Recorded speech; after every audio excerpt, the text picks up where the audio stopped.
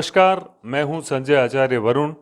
आप देख रहे हैं अभिनव टाइम्स का हंगामा नहीं हक की बात कार्यक्रम। मित्रों, राजस्थान की राजनीति में नोखा का एक बहुत महत्वपूर्ण स्थान है और नोखा की अगर बात करें तो उसमें एक ऐसी शख्सियत है, एक ऐसा व्यक्तित्व है जिनके जिक्र के बगैर नोखा का इतिहास नहीं लिखा जा सकता। वे व्यक्तित्व हैं कन्हैयालाल झंवर। नोखा नगर पालिका के अध्यक्ष से लेकर विधायक और फिर संसदीय सचिव तक की एक लंबी 5 दशक की राजनीतिक यात्रा करने वाले कन्हैयालाल झंवर आज हमारे साथ मौजूद हैं। हम उनसे बात करने वाले हैं उनके पिछले कार्यकालों के बारे में और उन्होंने जो चुनाव लड़ा उसके बारे में और उनके आगामी राजनीतिक जीवन के बारे में सवाल करेंगे, उनसे करेंगे आपकी बात। तो सबसे पहले मैं आदरणीय कन्हैयालाल झंवर साहब का बहुत बहुत स्वागत करता हूं। मैं सन 1972 से राजनीति में आ गया था जी। और 1974 में मैं पहली बार नगर पालिका नोखा का अध्यक्ष बना। 13 वार्ड हुआ करते थे, 9 वार्ड जीत कर मैं अध्यक्ष बना। 28/4/77 को इंदिरा गांधी हार गई थी, कांग्रेस पार्टी पूरी हार गई थी, तो मैंने इस्तीफा दे दिया 28/4/77 को नगर पालिका अध्यक्ष और वार्ड पार्षद से। और सन 1978 में जब इंदिरा जी को गिरफ्तार किया गया तो मैं उनके गिरफ्तारी के विरोध में कांग्रेस ने जेल भरो आंदोलन किया था, उसमें जेल भी गया 7 दिन के लिए। फिर 1982 के चुनाव नगर पालिका के नोखा के, उसमें नगर पालिका का वार्ड पार्षद बना, चेयरमैन नहीं बन पाया। हम 3 ही जीते थे कांग्रेस के। आपके मन में राजनीति में आने का विचार कैसे आया? मेरा कांता खतूरिया जी और हरदेव जोशी जी के पास आना जाना शुरू हो गया था और कांता खतूरिया जी की वजह से मैं राजपूत राजनीति में आया। तो आपके राजनीतिक आदर्श आइडियल कौन है? कांता खतूरिया जी है। उनसे प्रभावित होकर आप राजनीति में आए और शुरुआत से ही कांग्रेस पार्टी से जुड़े? शुरुआत से कांग्रेस पार्टी से जुड़ा था और 1990 में फिर नगर पालिका के चुनाव हुए। 19 वार्ड हुआ करते थे, 13 वार्ड जीत के और मैं चेयरमैन बना नगर पालिका नोखा का जी। फिर सन 2000 में मैं चेयरमैन का चुनाव कांग्रेस पार्टी आपस में टूटने की वजह से मैं चुनाव हार गया जी। फिर 2004 में कांग्रेस पार्टी से मुझे निष्कासित कर दिया गया। उससे पहले की एक घटना और है। 1998 में मैंने कोलायत विधानसभा क्षेत्र से निर्दलीय प्रत्याशी के रूप में चुनाव लड़ा था और 37,915 वोट मुझे जनता ने दिए। उस वक्त पूर्व का जो एरिया है वो कोलायत में आता था। विकास मंच की स्थापना कैसे हुई? फिर 2003 में मुझे जब कांग्रेस से निकाल दिया गया तो विकास मंच की स्थापना करके और 2005 में नगर पालिका नोखा का अध्यक्ष का चुनाव लड़ा मैंने और 30 वार्ड हुआ करते थे, 24 वार्ड जीत के और मैं नगर पालिका अध्यक्ष बना। फिर 2008 का विधानसभा चुनाव आ गया तो नोखा की जनता ने मुझे विकास मंच से ही निर्दलीय प्रत्याशी के रूप में विधायक बना के राजस्थान सरकार में कांग्रेस के साथ मैंने समर्थन दिया और मैं विधायक बन गया। जनरली क्या होता है कि जब एक पार्टी से निष्कासित कर दिया जाता है तो लोग क्या करते हैं, दूसरी पार्टी, विपक्षी पार्टी में चले जाते हैं, लेकिन आपने कभी भी कांग्रेस से आपको निष्कासित कर दिया गया फिर भी आपने बीजेपी ज्वाइन नहीं की।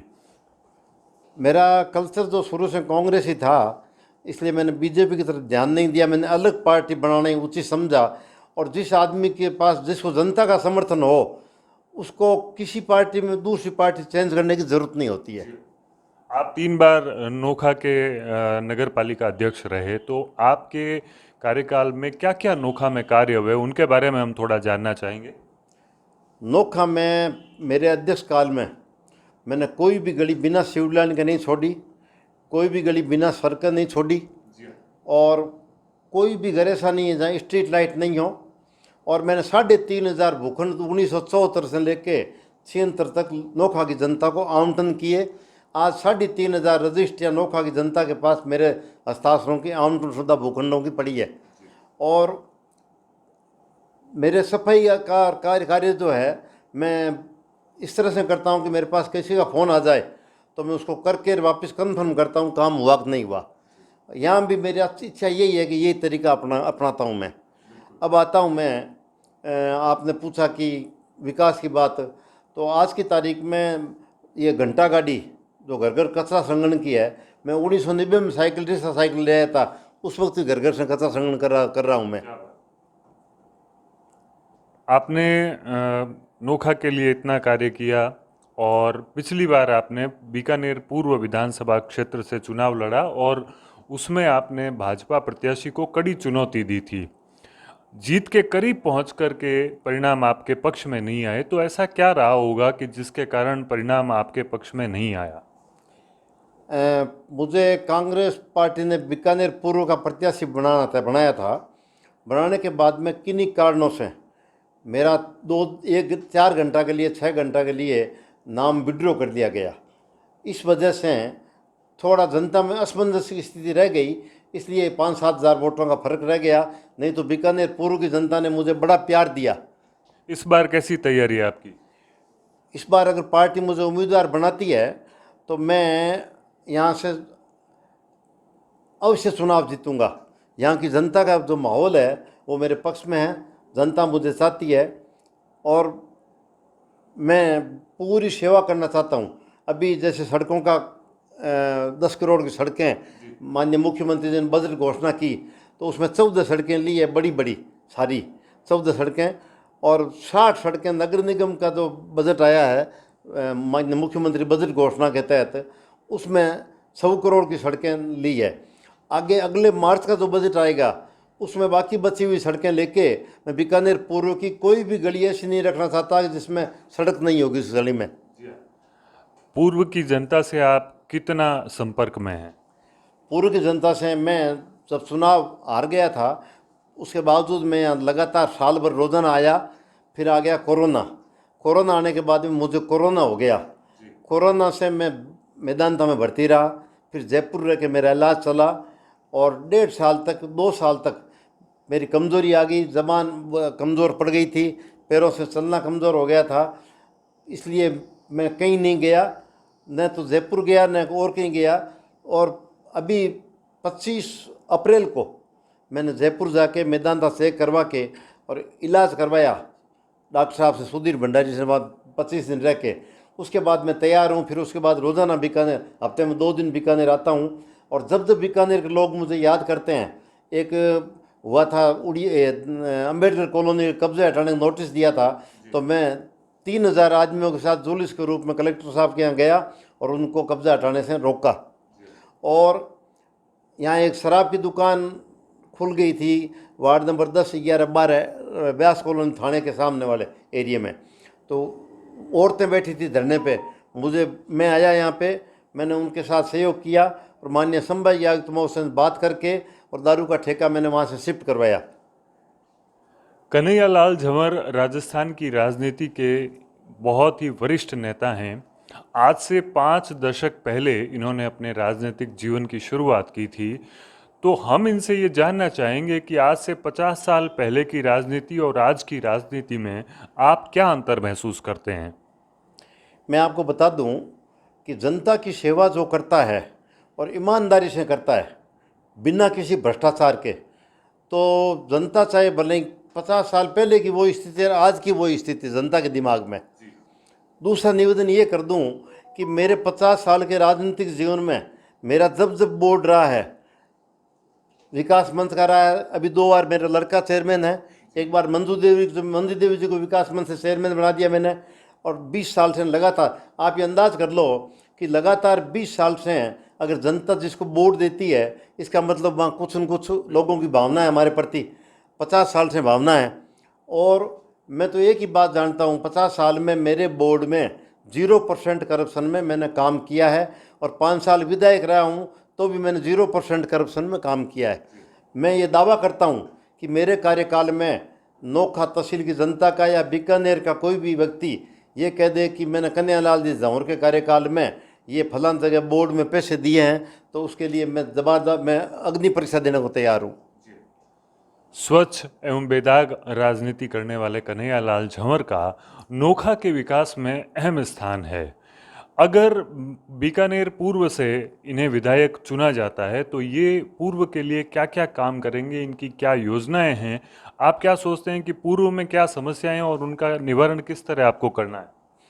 पूर्व में समस्या है तिलक नगर, पटेल नगर, अंबेडकर कॉलोनी, ये बाहर की जो कॉलोनियाँ हैं, एक तो इनके पट्टे बनने चाहिए। पट्टे बनाने का काम माननीय मुख्यमंत्री जी ने तो अभियान चलाया था, परंतु अधिकारियों की कमजोरी की वजह से ये काम नहीं हो रहा है।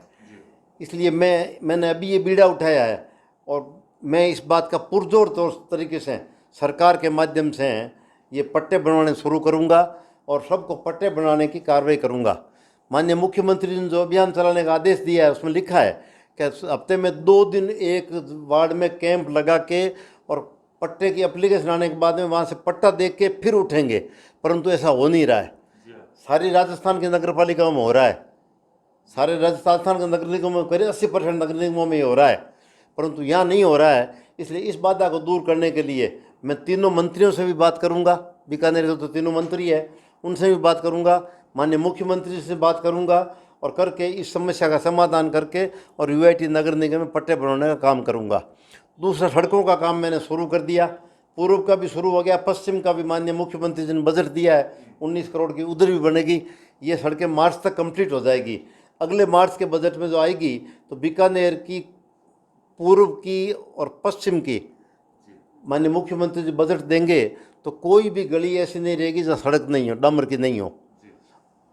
पद पर न रहते हुए भी पद जैसा ही कार्य करने वाले कन्हैयालाल जी, इनसे हम पूछना चाहेंगे कि बीकानेर की पूर्व की जनता को आप क्या संदेश देना चाहेंगे और अपनी बात किस तरह रखना चाहेंगे? अभी थोड़ा विकास के बारे में वापस निवेदन करूंगा। रामपुरा बस्ती है, बहुत बड़ी बस्ती है और अच्छी चौड़ी बसी हुई बस्ती है, इसमें विकास की कमी है। इसके लिए मैं नगर निगम और यूआईटी दोनों से बात करके और सीवर लाइन और सड़क दोनों काम करवाने की कोशिश करूंगा। एक वह नाला खुला पड़ा है, उस नाले को बंद करने की व्यवस्था करेंगे अगर अभी पार पड़ी तो, नहीं तो मुझे यहाँ की जनता ने अगर अगली बार विधायक बना दिया तो उसे पूरा करने की, और पूरे इलाके में चाहे तिलक नगर हो, चाहे शिवबाड़ी हो, चाहे कोई एरिया हो, चाहे उदराम शहर हो, चाहे रिडमल शहर हो, मैं सब जगह विकास की गंगा बहूँगा। पूर्व की जनता के लिए आपका संदेश क्या है? बीकानेर पूर्व की जनता के लिए आप क्या कहना चाहेंगे?